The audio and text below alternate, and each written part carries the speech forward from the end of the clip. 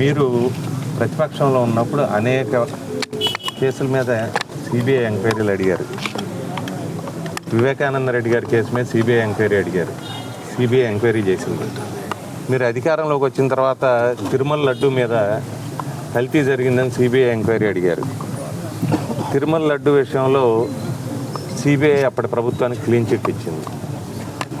కాబట్టి ఏ తప్పు జరగలేదు అని మీరు భావిస్తే మనసా వాచా కర్మణ మేము తప్పు చేయలేదు, నా కింద వాళ్ళు ఎవరు తప్పు చేయలేదు, తప్పు జరగలేదు, పూర్తిగా అర్హులైన వాళ్ళకే ఇచ్చాం అని మీరు నమ్మితే సిబిఐ ఎంక్వైరీ చేయండి, తప్పే ఉంది.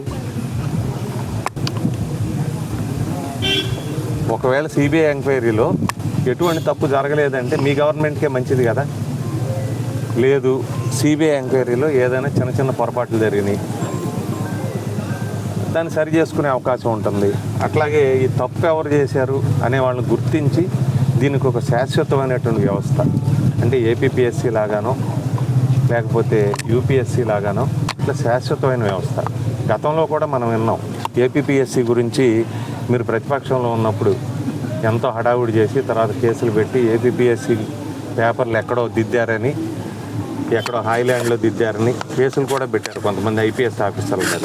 మరి ఇప్పుడు మీరెందుకు బాధ్యత తీసుకోలేకపోతా ఉన్నారు? ఇన్ని నీతులు చెప్పిన మీరు ఈరోజు మీరు కూడా ఆదర్శంగా ఉండాలి, పారదర్శకంగా ఉండాలి, ప్రభుత్వం అంటే నమ్మకం ఉండాలి. ఆరుగాలం పంటలు పండించి లేకపోతే తమ జీవిత కష్టాన్ని మొత్తం పిల్లల మీద, చదువుల మీద పెట్టిన తల్లిదండ్రులు ఉద్యోగాలు రాక పిల్లలకి నిరుద్యోగం వల్ల వాళ్ళు నిరాశపడి ఆ నిరాశ వలయంలో కన్సల్టెంట్లు పేరున అనేక మంది మేము ఉద్యోగాలు ఇప్పిస్తాం, ప్రైవేట్ ఉద్యోగాలు ఇప్పిస్తాం, లేకపోతే అవుట్సోర్సింగ్ ఉద్యోగాలు ఇప్పిస్తాం, లేకపోతే వీసాలు ఇప్పిస్తాం, అమెరికా తీసుకెళ్తాం అని చెప్పి వేలు లక్షలు కోట్ల రూపాయలు గుంజి వ్యవస్థ పట్ల జలగల్లాగా ఉంటే, ప్రభుత్వ ఉద్యోగాలు లేకపోతే మొత్తం ఈ రకంగా వ్యవస్థను దోచుకు తింటూ ఉంటే దీనికి ఎక్కడో చోట ఫుల్ స్టాప్ పడాలిగా. దీనికి బాధ్యత కలిగినటువంటి ప్రభుత్వాధినేతగా 4వసారి ముఖ్యమంత్రిగా పనిచేస్తున్నటువంటి మీరు ఒక అడుగు ముందడిగేసి సహృదయంతో, మీ మీద నింద ఇట్లా కానీ మీ గవర్నమెంట్ని మీ నిజాయితీనో మీ సచ్యలతనో మీరు నిరూపించుకునే అవకాశం సిబిఐ ఎంక్వైరీ వేయండి. ఈ డిఎస్సి మీద సిబిఐ ఎంక్వైరీ వేసి క్లీన్ చిట్ వస్తే మీకే మంచిది కదా. మీకు మంచిది, మీ తర్వాత ముఖ్యమంత్రి కావాలనుకుంటున్న మీ అబ్బాయికి మంచిది, మీ ప్రభుత్వం మంచిదని చెప్పుకోవచ్చు. లేకపోతే జవాబుదారీతనంగా ఎవరైతే ఆ తప్పు చేశారో వాళ్ళని అకౌంటబుల్ చేయొచ్చు, పనిష్ చేయొచ్చు, ఓ పర్మనెంట్ సిస్టమ్ని క్రియేట్ చేయొచ్చు, ఇంకోసారి ఎప్పుడూ కూడా ఇట్లా జరగకుండా చేయొచ్చు. కాబట్టి ముఖ్యమంత్రి గారిని మేము చాలామంది ఏమంటారంటే వీళ్ళందరూ రాజకీయ నాయకులు, రాజకీయ నిరుద్యోగులు, వీళ్ళందరూ ధర్నాలు చేస్తున్నారు, రాస్తారోకోలు చేస్తున్నారు, ర్యాలీలు చేస్తున్నారు, దీంట్లో ఉద్యోగస్తులు ఎవరు ఉన్నారంటారు, లేకపోతే ఎగ్జామ్స్ రాసిన వాళ్ళు ఎవరు ఉన్నారంటారు. గ్రామాల్లో పింఛన్లు వచ్చేవాళ్ళు పింఛన్ పెంచమని అడుగుతారు, రేషన్ వచ్చేవాళ్ళు రేషన్ పెంచమని అడుగుతారు, లేకపోతే నాకు పెన్షన్ కావాలని అడుగుతారు. వాళ్ళు గట్టిగా అడిగితే ఉన్నది పీకేస్తారేమో, లేకపోతే లేనిది ఎవరేమో అని భయానికి ఎన్నికలు వచ్చేదాకా ఎవరు మాట్లాడరు.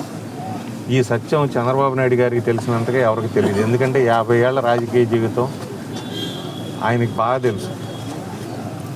ఇదే అభ్యర్థులు వేరే పరీక్షలు కూడా రాయాల్సి ఉంటారు, టెట్ ఎగ్జామ్సో లేకపోతే ఇంకో పరీక్ష రాయాల్సి ఉంటారు. వాళ్ళు సోషల్ మీడియాలో కానీ ఎక్కడైనా కనపడి ప్రభుత్వానికి వ్యతిరేకంగా మాట్లాడితే వాళ్ళ మీద చూస్తూ ఉన్నాం, ఉపా కేసులు కూడా పెడతా ఉన్నారు. కాబట్టి అభ్యర్థులు వారు సామాజిక బాధ్యత కింద రాజకీయాల్లో ఉన్నాం కాబట్టి ఎంతో కొంత మన వల్ల మంచి జరగాలి అనే ఉద్దేశంతో మేము ఈరోజు అడుగుతూ ఉన్నాం. మిమ్మల్ని నిందించట్లా, మీరు తప్పు చేశారని అనుకోలే, మీ కింద వ్యవస్థలో తప్పు జరిగి ఉండొచ్చు. తప్పు జరగకపోతే చాలా మంచిది, మీ గవర్నమెంట్కి మంచి పేరు వస్తుంది. తప్పు జరిగితే దాన్ని సరి చేయండి. ఎన్నోసార్లు సిబిఐ ఎంక్వైరీలు అడిగిన వాడి కింద ఈసారి సిబిఐ ఎంక్వైరీ వేయించండి, లేకపోతే ఓ జ్యుడిషియల్ ఓ మేజిస్ట్రేట్తోనో ఎవరితోనో ఎంక్వైరీ వేయించి నిజం నిగ్గు తేలిస్తే అందరికీ బాగుంటుంది, వ్యవస్థ మీద భరోసా ఉంటుంది.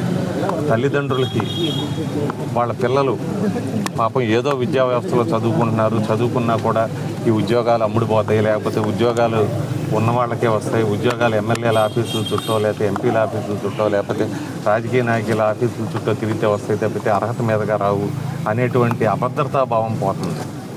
వాళ్ళకు కూడా వ్యవస్థ మీద నమ్మకం కలుగుతుంది.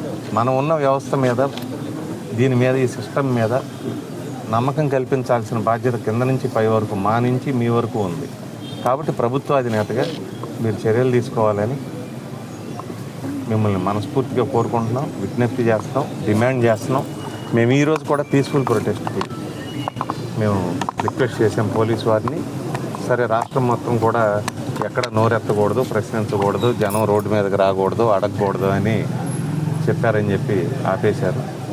కాబట్టి మేము ఏ రూపంలో అయినా పీస్ఫుల్గానే ప్రొటెస్ట్ చేసేవాళ్ళం. ఇప్పుడు కూడా పాత్రికేయ మిత్రులు కానీ, మీడియా సమక్షంలో కానీ మిమ్మల్ని రిక్వెస్ట్ చేస్తూ ఉన్నాం, విజ్ఞప్తి చేస్తున్నాం, డిమాండ్ చేస్తున్నాం.